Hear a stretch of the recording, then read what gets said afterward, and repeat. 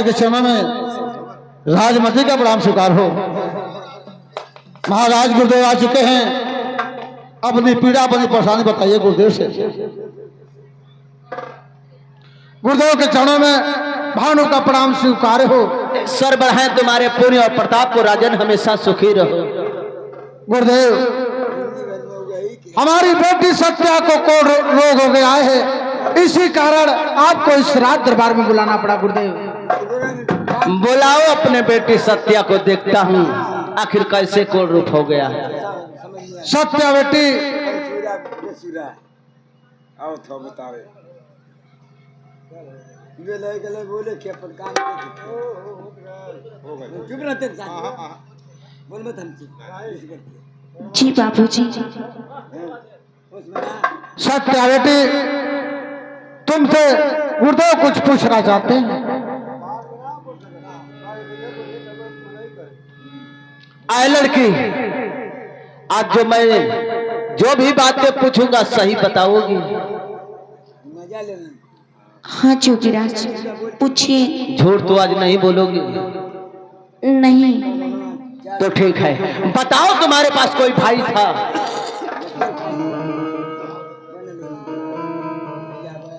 हाँ जोगीराज, भाई था। उससे अपना भाई कभी समझी कि नहीं तुम? नहीं। भाई नहीं समझते थे, आखिर उससे क्या समझती थी तुम? मैं उसे प्यार करती थी। उससे प्यार करना चाहती थी? हाँ जोगीराज। आज जब वो प्यार नहीं किया तो अपने प्यार के जाल में उसे फंसा दिया तूने। हाँ। हाय राजन, पूछो तुम्हारी बेटी तुम्हारे सामने क्या फरियाद कर रही है? क्यों सत्या बेटी, उस दिन तो राती की लाती हुई इस रात दरबार में आई, रो रो के गुहार लगाई कि मेरे इज्जत के साथ सत्यम भैया ने खिलवाड़ किया है। आज क्या बात है कि उस बात को ना कर गई बेटी? बाबूजी, मुझसे बहुत बड़ी गलती हो गई जो मैं अपने भैया को झूठा लाछन लगाई। मुझे माफ कर दीजिए बाबूजी। सत्या बेटी, अगर ये बात मुझसे रात दरबार में बताती तो मैं तुम्हारा शादी कर देता, अपने घर चली जाती। ऐसे बेटे को झूठे तू लाछन लगाए, इस संसार में तू रहने के लायक नहीं है बेटी। वाह रे महाराज वाह, आपने बड़ा साफ शब्दों में कह दिया। आगे पूछता महाराज कि खून मेरा गंदा है महाराज, कि खून आपका गंदा है? मानते राजे सिंह, बहुत शर्म और लज्जा के साथ कहना पड़ रहा है कि मेरा खून गंदा हो चुका है। बड़े शर्म के साथ आपको कहना पड़ा है महाराज कि मेरा खून गंदा हो चुका है। इसी रात दरबार में मेरा बेटा रो रो कर दया की भीख मांग रहा था। कहा पिताजी मैं कोई गुनाह नहीं किया हूं, कोई कसूर नहीं किया हूं, लेकिन मैं अपने बेटे की एक भी बात नहीं माना। आपके कहने भी से कहने पर हैंडल बसाया, यहां तक कि आपके कहने में उसका दोनों नैन काट कर इसके हाथों में दे दिया। वाह रे सत्या बेटी, धर्म की बेटी हो तो तेरे जैसी बेटी हो। तूने बहुत महान कर्म किया है बेटी कि बाप की मजबूरी को तूने नाजायज फायदा उठाया। मेरा बेटा तुम्हारा क्या बिगाड़ा था, क्या कसूर किया था बेटी? तूने इतना बड़ा फैसला लेने से पहले नहीं सोचा? जो तुम्हें धर्म की बहन मानता था, धर्म का भाई तेरा था, लेकिन तूने ऐसा कर्म करके ऐसा इंसाफ दिलाया बेटी कि आज मेरा बेटा मेरे आंखों से दूर हो चुका है। महाराज, उस दिन आपको इंसाफ चाहिए था, मैं इंसाफ किया और आज तमाशा देख रहे थे। आज महाराज मुझे इंसाफ चाहिए और तमाशा बैठकर मैं देखूंगा महाराज। मान तेरे रणधीर सिंह, मैं इंसाफ करूंगा। बताओ तुमको कैसा इंसाफ चाहिए? इंसाफ करने के लिए मैं तैयार हूं। तो महाराज मेरा इंसाफ वही होगा महाराज। मेरा आदेश है कि जिस खंजर में अपने बेटे के दोनों आंखें निकाला वही खंजर आपके हाथों मौजूद है। उठाइए खंजर और इस कमीनी का सर धड़ से अलग कर दीजिए महाराज। यही मेरा इंसाफ होगा। अवश्य होगा मंदिर हरि सिंह। आप नंबर लगाओ मंदिर हरि सिंह, मैं इसका सर धड़ से अलग कर दूंगा। तो बुलाए बने बेटे को सामने, मैं नंबर लगाता हूँ महाराज। सत्या सत्या यहाँ अपना गर्दन नीचे करो, मैं तुम्हारा सर धड़ से अलग करना चाहता हूँ। मंदिर हरि सिंह नंबर लगाओ। ठीक है महाराज। सत्या नंबर लगा रहा हूँ। लगाओ। Number 1, number 2, number 3।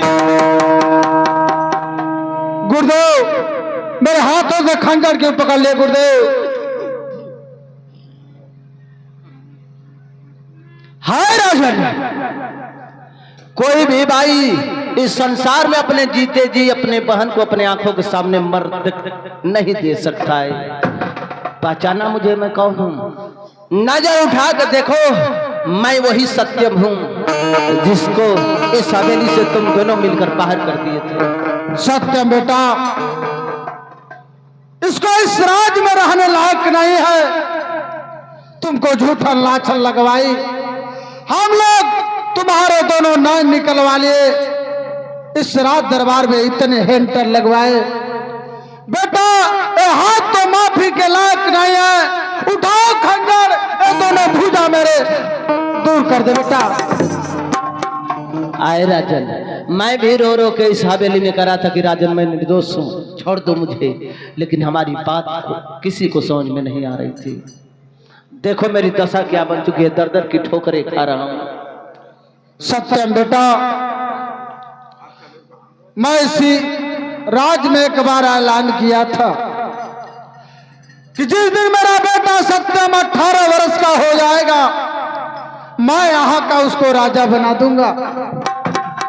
सत्यम बेटा, राज और पाठ ले लो, राज और पाठ चलाओ। आए राजन, ये राज और ताज लेकर मैं क्या करूंगा? मैं रमता जोगी बहता पानी, आज यहाँ कल वहां, हमारा ठिकाना नहीं है। इस राज और ताज को मैं लेकर क्या करूंगा राजन? नहीं सत्यम, मेरी बात को मान जाओ बेटे, ये राज और ताज लेकर तुम चलाओ। आए राजन, ये राज और ताज देना चाहते तो छोड़ दो हमारे नाम से। कोई भी आएगा कम से कम एक रात ठिकाना तुझे उसे मिल जाएगा।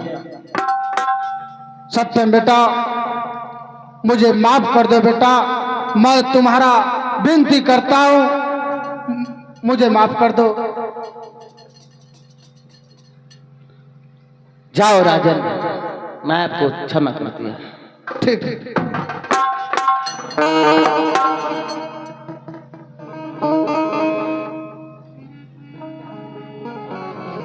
बेटा सत्यम, आज तेरा बाप तो ये सामने खड़ा है मेरे लाल। ऐसा कर्म किया हूं, ऐसा तेरे साथ गुनाह किया हूं कि तुमसे क्षमा भी नहीं मांग सकता। लेकिन आज तिरिया के जाल में फंसकर तेरी बात नहीं माना, आज से कहने पर मैं तुम्हें वो सजा दिया जो शायद कोई बाप अपने बेटों को दिया होगा। लेकिन आज सत्यम, तेरा बाप लाचार है, मजबूर है बेटा, और तुमसे क्षमा मांगता है मेरे लाल, मुझे क्षमा कर दे। पिताजी, मैंने कहा था ना कि एक दिन ऐसा दिन आएगा कि आपके आंखों के सामने रहूंगा, लेकिन हमें पहचान नहीं पाओगे। समय बहुत दूर निकल गई होगी। पिताजी, एक बार कोई भी पानी किसी पुल के नीचे से गुजर जाता है, वो पानी लौटकर उस पुल के नीचे जीवन में कभी वापस नहीं आता है। सही कहा बेटा तुम। और मैं पानी के तरह एक पुल के नीचे से गुजर चुका हूँ, हमें मोड़ने की कोशिश मत करो। सही कहा बेटा तूने, सही कहा सत्यम। मैं तुम्हें मोड़ना नहीं चाहता हूं बेटा, बस तुमसे क्षमा मांगता हूं, क्षमा कर दे मुझे, ताकि कलंक मेरे सर से मिट जाए बेटा, मैं आजाद होता हूं। पिताजी, इस संसार में सबसे ऊंचा दर्जा माँ और बाप का होता है, इसलिए जाओ, आपको मैंने क्षमा कर दिया, अथा नहीं क्षमा करता। जाओ, खुश रहो और हमें आज्ञा दो, मैं चलूं। सत्यम तेरी महानता को, तेरी वाणी का तेरा बाप सलाम करता है बेटा। संसार में तुम जहां रहोगे हमेशा खुशहाल रहोगे मेरे लाल। लेकिन जाते जाते एक बात तुमसे और कहूंगा, लाख गुनाह किया है, लाख कसूरवार है, लेकिन तेरी धर्म की बहन है बेटा, इसे क्षमा कर दे ताकि इसका रोग ठीक हो जाए। सत्या बेटी, सत्यम के पड़े वकील के माफी मांग ले, तुम्हें क्षमा कर देगा बेटी, क्षमा कर देगा।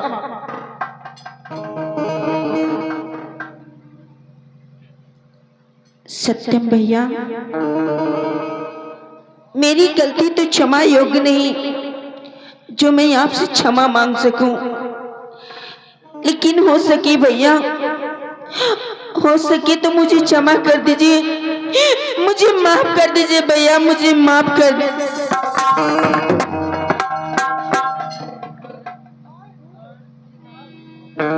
सत्या, मैं तुम्हें पहले ही समझाया था कि जो तुम सोच रही हो कभी जीवन में नहीं पूरा होगा।